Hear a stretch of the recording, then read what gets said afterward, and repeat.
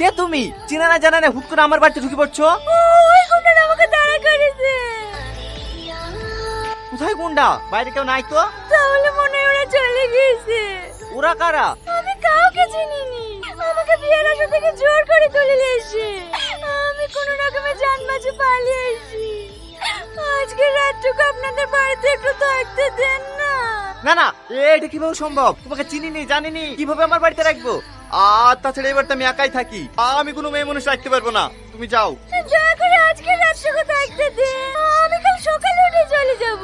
কিন্তু প্লিজ। আচ্ছা ঠিক আছে, তুমি খাওয়া দাওয়া করিস? না। ঠিক আছে তুমি বসো, তোমার লেগে খাবার নিয়ে আসছি।